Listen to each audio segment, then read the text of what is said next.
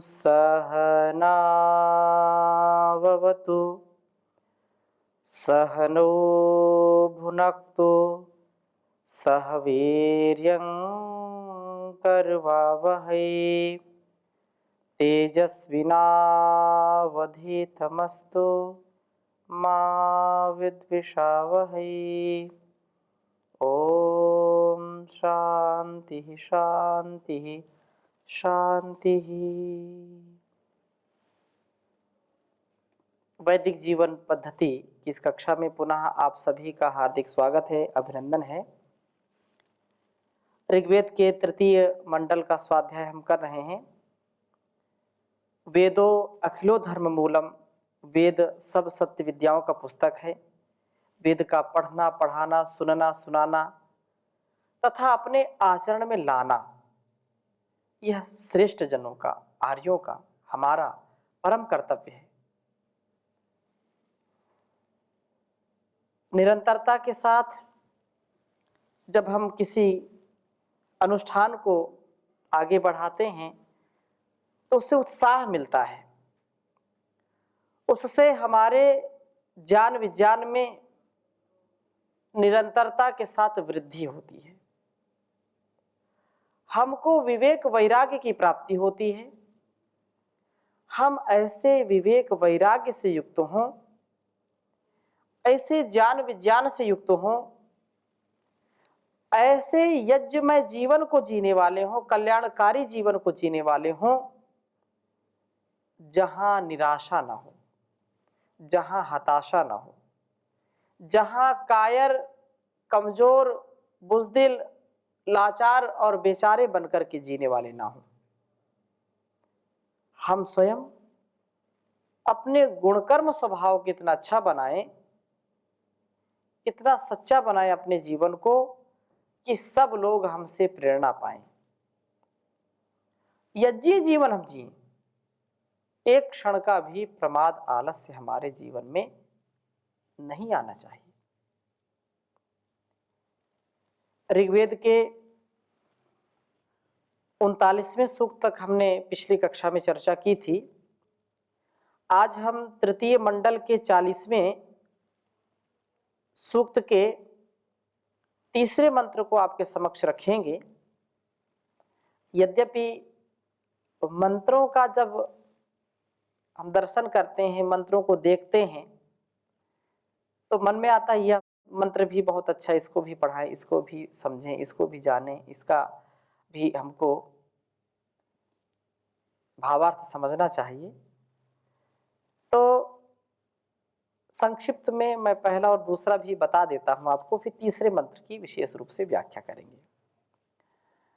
पहला मंत्र उपदेश दिया है कि वृषभ प्रभु का आराधन।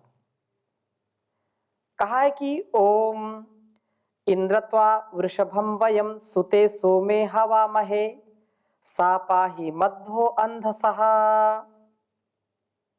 40वें सूक्त के पहले मंत्र में कहा कि हे इंद्र, इंदौ रहते, सोमरक्षण होने पर हमारे जीवनों में रमण करने वाले प्रभु, वृषभम सुखों के वर्षक अर्थात सुखों की वर्षा करने वाले, त्वा आपको, वयम हम, सोमे सूते, सोमे सुते सोम का उपादान होने पर हवा महे पुकारते हैं, आपकी आराधना करते हैं। और आराधना करते हुए हम यही चाहते हैं कि आपकी कृपा सदा हम और इस सोम के रक्षण में बनी रहे, अर्थात हम इतने समर्थ हों, सोम का रक्षण कर सकें, इंद्रियों का रक्षण कर सकें, सप्त धातुएं पुष्ट कर सकें, इसमें समर्थ हो जाएं। और सह वे आप मध्वः, इस मधुर जीवन को मधुर बनाने वाले, अंधसः सोम का जो है कहा कि पाही, रक्षण करिए। प्रभु की उपासना में तत्पर व्यक्ति जीवन में व्यर्थ की बातों में, विलासिता में फंसता नहीं है। यह विलासिता में न फंसना ही वास्तव में सोम रक्षण का उपाय है। सोम रक्षण का साधन है। और जो विलासिता में, वासना में, अविवेक पूर्ण कामनाओं में फंस गया तो बहुत ही कठिन हो जाता है उसका जीवन। इसलिए हम सोम के रक्षक बने और प्रभु सुखों का जो वर्षण करने वाला है वही इसका सामर्थ्य देता है। इस प्रकार जब हम सोम का रक्षण कर पाते हैं तो अपने हृदयों में प्रभु का दर्शन करने की योग्यता वाले हो जाते हैं। और दूसरे मंत्र में कहा कि शक्ति व प्रज्ञान देने वाला सोम है।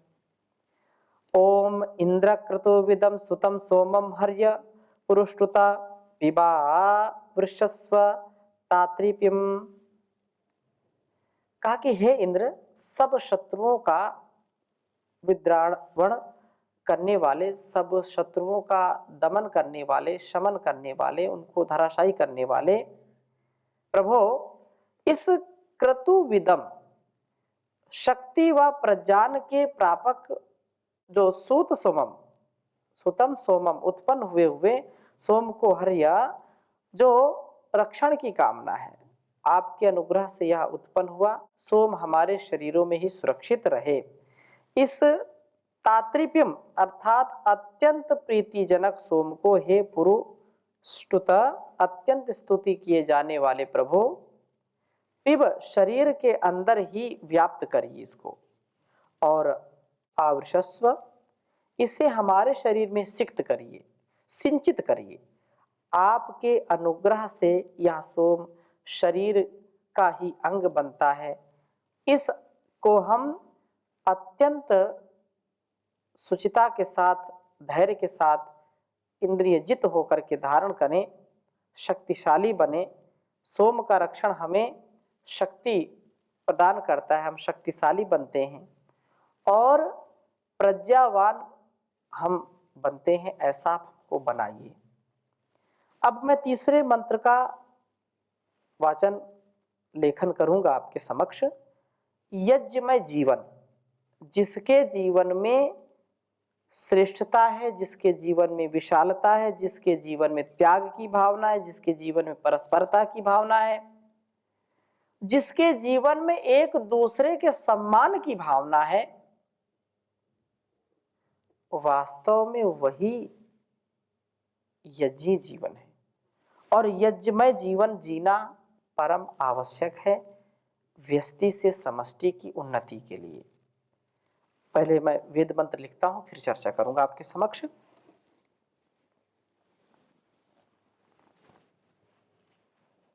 ओम इंद्रम प्रणोदितावानम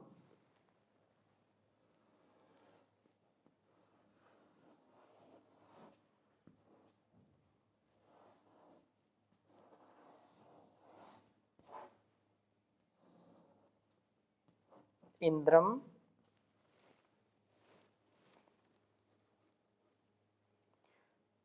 प्रणो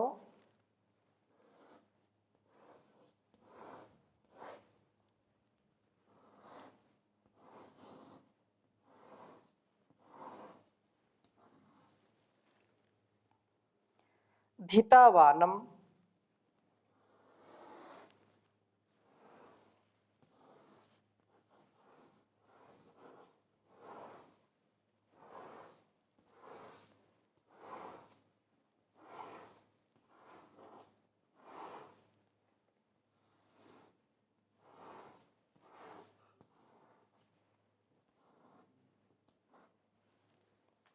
इंद्रम प्रणोदितावानम यज्ञम विश्वेभिर्देवेभिः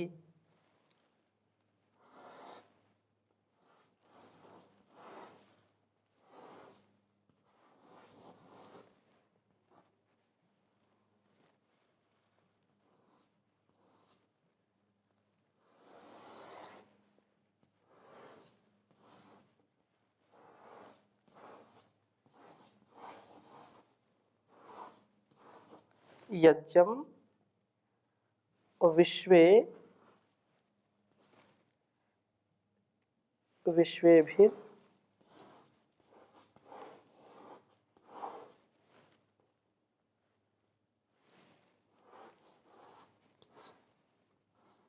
विश्वेभिर् देवेभिः।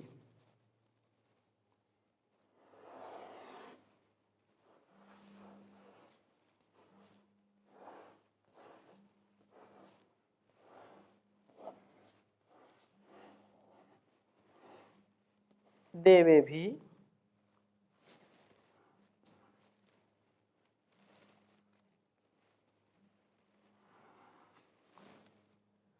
तिरस्तावान विश्पते।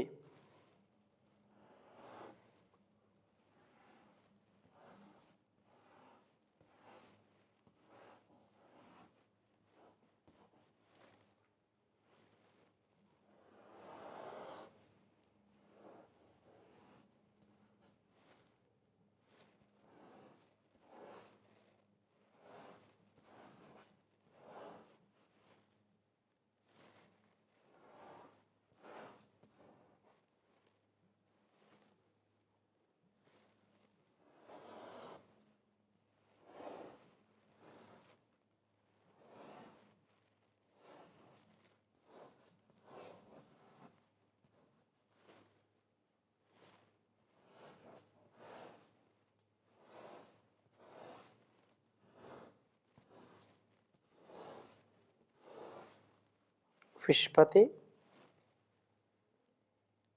तीसरे मंडल के 40वें सूक्त के तीसरे मंत्र का स्वाध्याय हम करेंगे। तीसरा मंत्र है ओम इंद्रं प्रणो धितावानं यज्ञं विश्वेभिर्देवेभिः तिरस्तवान विश्वपते।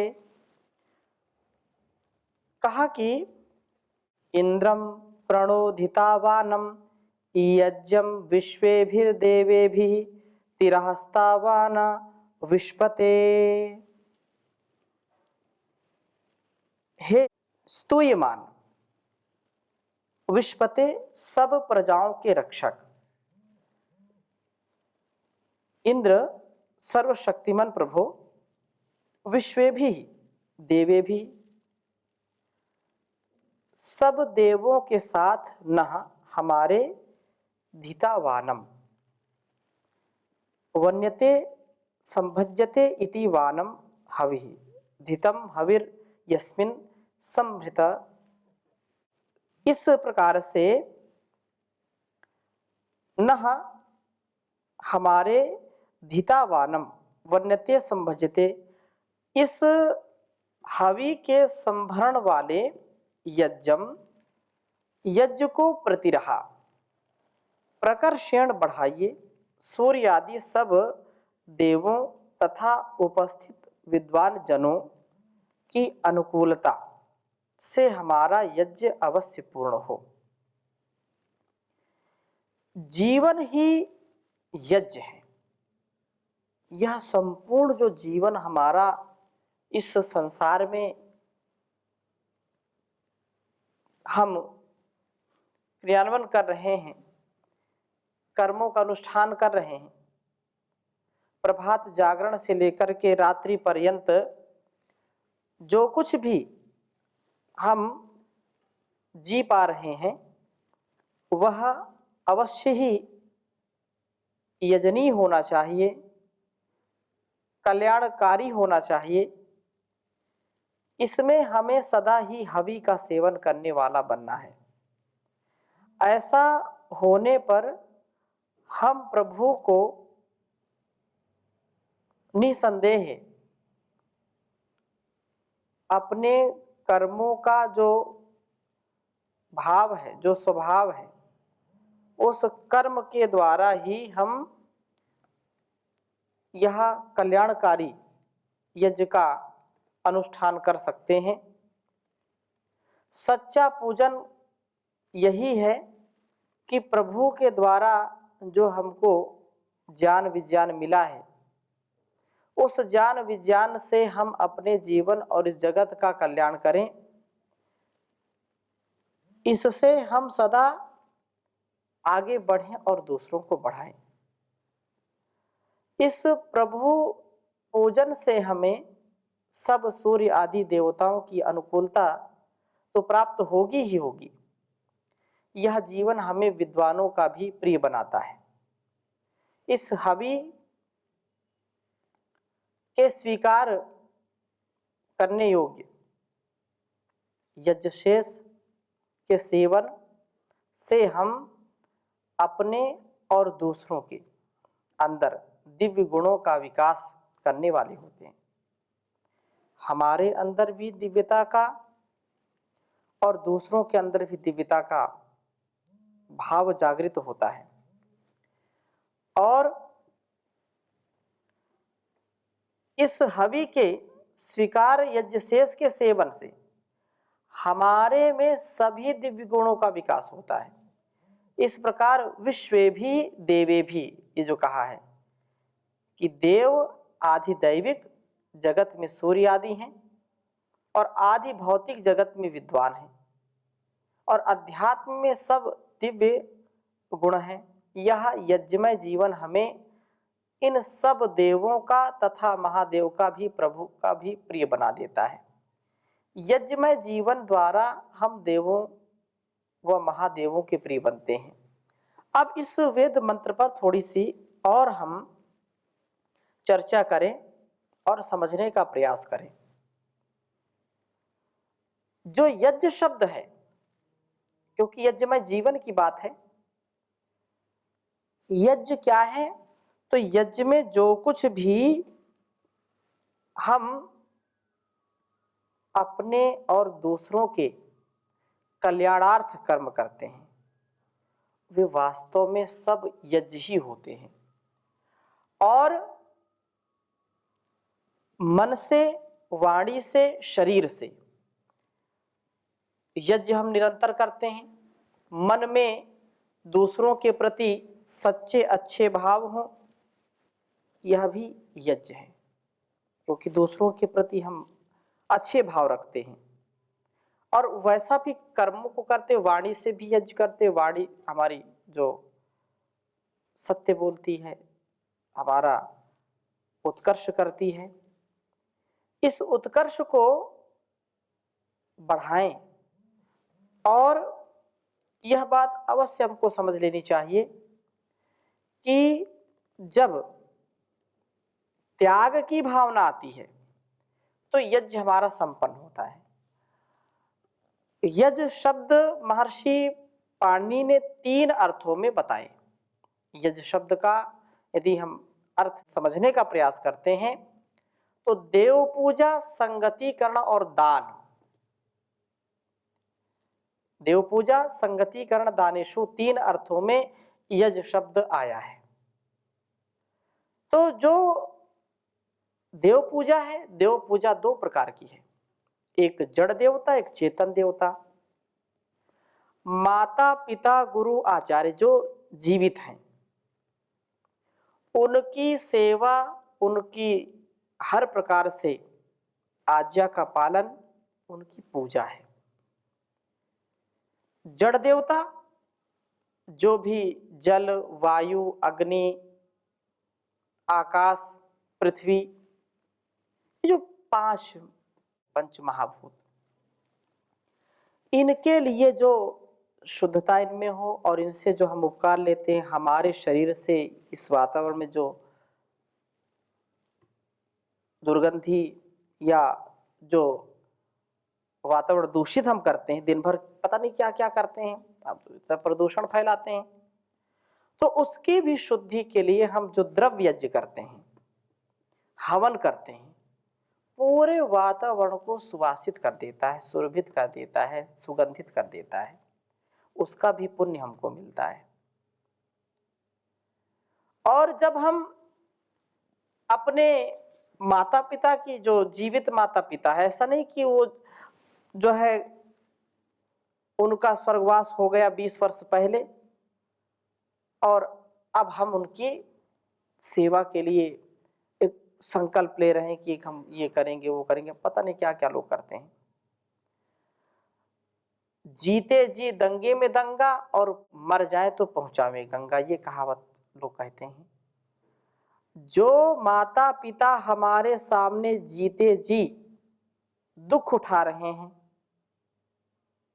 हम उनको भोजन नहीं दे रहे, औषधि नहीं दे रहे, वस्त्र नहीं दे रहे, और जब वो उनका देहांत हो जाए तो उनकी आत्म शांति के लिए हम बड़े बड़े अनुष्ठान करें, ये कभी भी उचित नहीं है। इसलिए जो देव पूजा है, देव वो हैं जो देने वाले हैं। माता पिता भी, गुरु आचार्य बड़े बुजुर्ग सब देते हैं, हमको ज्ञान देते हैं, हमको हर प्रकार से उत्साह देते हैं। तो उनके उत्साह जब वो वृद्ध हो गए तो हमारा कर्तव्य है कि उनकी सेवा करें, उनको तृप्त करें। जो तर्पण कहते हैं, श्राद्ध और तर्पण। श्राद्ध और तर्पण का वास्तविक अर्थ क्या है कि जब हमारे माता पिता और बड़े गुरु आचार्य जो भी हैं वो हमारी श्रद्धा से प्रसन्न हो जाए, अर्थात हम उनकी श्रद्धा पूर्वक सेवा करें, श्रद्धा पूर्वक उनको भोजन अन्न आदि दें, श्रद्धा पूर्वक हर प्रकार से उनका सम्मान करें। ऐसा अधमने से नहीं, अनमने ढंग से नहीं, क्रोध से नहीं, उनको भोजन भी कराएं, उनको वस्त्र भी दें, औषधि भी दें और श्रद्धा पूर्वक दें। तो श्रद्धा से जो सेवा की जाती है उसी का नाम श्राद्ध है। और उस श्रद्धा से की हुई सेवा से जब माता पिता और हमारे बड़े बुजुर्ग गुरुजन जब तृप्त हो जाते हैं तो वही तर्पण कहलाता है। ये यज्ञ का जो भाव है, इसी प्रकार से कि देव पूजा, जो देवता हैं, ये 5 जो देवता हमने गिनाए, उसकी शुद्धि कैसे होती है? तो यज्ञ करते हैं, यज्ञ करते हैं तो उसमें हव्य डालते हैं, द्रव्य डालते हैं, तो उससे क्या है, उससे सारा वातावरण सुवासित हो जाता है। और अग्नि में डालते हैं, कुछ लोग बोलते हैं अग्नि में डालने से क्या होता, सब जल जाता है। 2 किलो 4 किलो घी किसी को खिलाएंगे तो कम से कम उसका शरीर बनेगा। तो वो अल्पज्यता है, वो मूर्खता है, संकीर्ण विचार है जिनका, वो ऐसा कहते हैं। क्यों? क्योंकि वो पदार्थ विद्या नहीं जानते हैं। अग्नि वही देवाना मुखम, अग्नि देवताओं का मुख है। जो भी हम अग्नि में डालते हैं उसको वो जला करके नष्ट नहीं करती, अपितु जला करके उसका हजारों गुना उसका प्रभाव इस वातावरण में फैला देती है, हजारों गुना। और जो है कई टनों, थोड़ा सा यदि हम घृत से आहुति देते हैं, कई टन हमारा वातावरण जो ऑक्सीजन वो परिशुद्ध हो जाती है। और कई कई दिनों तक उसमें जो कीटाणु है, बैक्टीरिया है, वायरल जो है, वह वायरस मर जाते हैं। घर के वातावरण में और बाहर के वातावरण में एक सुगंधित सुरभित वातावरण बन जाता है। पूर्ण रूप से सबको मिलता है, सभी देवताओं को मिलता है। उदाहरण बताते हैं कि यदि आपको पता करना हो कि यज्ञ जो हम आहुति देते हैं इसमें इतने प्रकार के पदार्थ डालते हैं, इनका लाभ क्या है। लोग तो बोलते हैं हानि है, इस लाभ क्या है और इसका असर क्या है। सैकड़ों लोग बैठे हों, 100 लोग बैठे हैं एक स्थान पर, और एक बड़ी सी मिर्च, लाल मिर्च, एक व्यक्ति को कहा जाए कि इन 100 लोगों में इस मिर्च को बांट दीजिए, या 1000 लोगों में बांट दीजिए, या 10-20 लोगों में बांट दीजिए, तो बड़ा मुश्किल काम है कि 1000 उसके एक मिर्च के 1000 टुकड़े करो, कितना कितना आएगा। यदि उसको पीस करके देना चाहें, चटनी बना करके देना, अलग अलग प्रकार से लोग अपनी बुद्धि लगाएंगे, फिर भी वो ठीक ठीक सबको मिलेगा नहीं। परंतु उसी मिर्च को, लाल मिर्च को अग्नि में आप डाल दीजिए।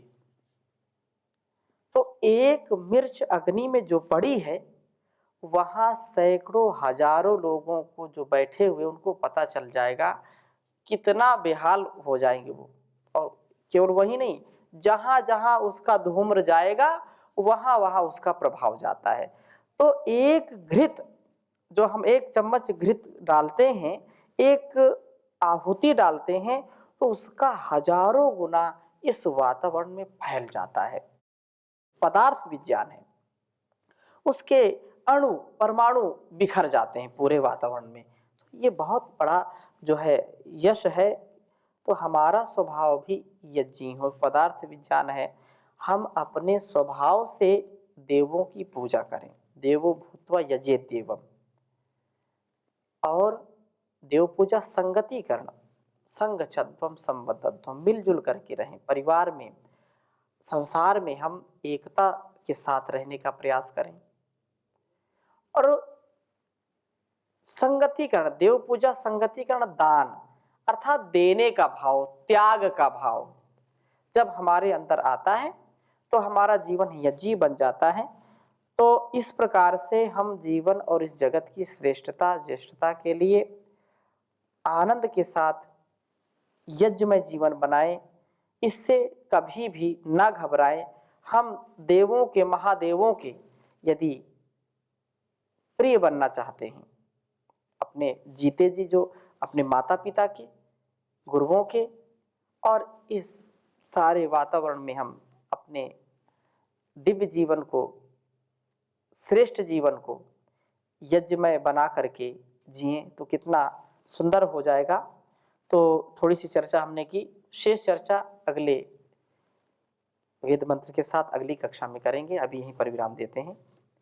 ओम शांति शांति शांति।